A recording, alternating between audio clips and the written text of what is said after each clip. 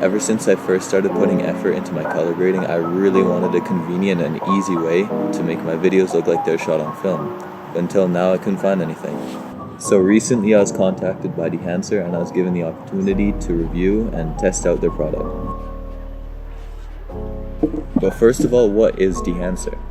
Dehancer is a film emulation software compatible with Final Cut Pro, Adobe After Effects, Adobe Premiere Pro, Adobe Photoshop, Lightroom Classic, and Capture One Pro, and most importantly Davinci Resolve, and that's what I use it on.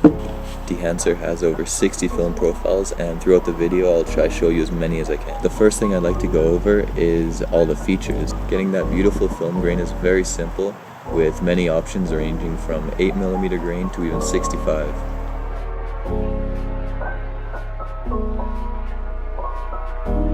Adding some film breadth and damage is also very easy.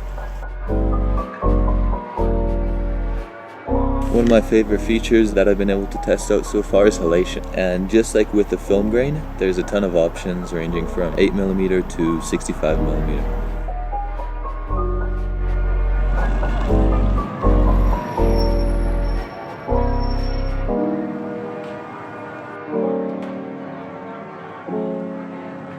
Another feature that I love that's very subtle but makes a huge difference in making it look just a bit classier and more filmy is bloom, and I've been using on pretty much every single shot I've taken since I've been using Dehancer. The bloom is also obviously adjustable and you can make it look very subtle or just like a dream sequence in a movie or something. Initially I was only going to use Dehancer for videos and I didn't even know you could use it for photos, but what I've been doing is I've been importing it into Davinci Resolve, and then from there I've been color grading it with Dehancer in Davinci, and then I export it and then maybe a little touch-ups in Lightroom, and it's made a huge difference for my photos too.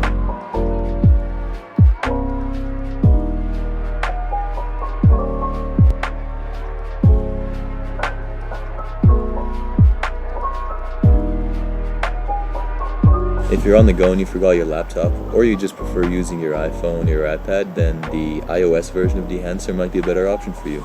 Just like on the regular version, you can still choose from the over 60 profiles. You can put in some grain, halation, or bloom. And if you think the mobile version suits you more, I put a link in the description and you can check it out there. Now that I've gone over all the features, I'd like to talk about how convenient it is. I'm not the best at color grading, and to be honest, I'm also pretty new to it, so going in, I was quite intimidated by it, but when I first launched it, I mean, it still looked a bit confusing for a second, but it takes like almost no time to adjust to, and maybe after 10 minutes of using it, I pretty much knew how all the features worked very well. And I mean, if you've used film before, it'll be very straightforward, but me personally, I've only ever shot on digital, so I hadn't heard of some of the terms before, but after testing them out, it seemed pretty straightforward. And since then, I haven't run into any issues. But I'd say my only complaint would be that when I'm previewing it, sometimes it's very choppy, but not always, and it might just be my laptop. There are a few different versions of Dehancer, but the main one with all the features comes in at $449 US, with more options such as $299 for 1 year, 6 months for $199, and 3 months for $149.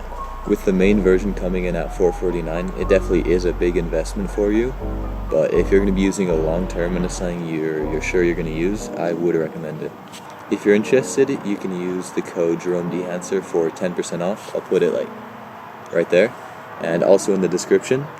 It is valid for all the products other than the iOS app subscription.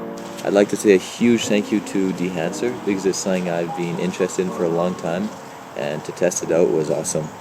Thank you so much for tuning into the video and watching to the end. And if you're interested in seeing a few more clips that I color graded with Dehancer, I'll put them on the screen now. Bye bye!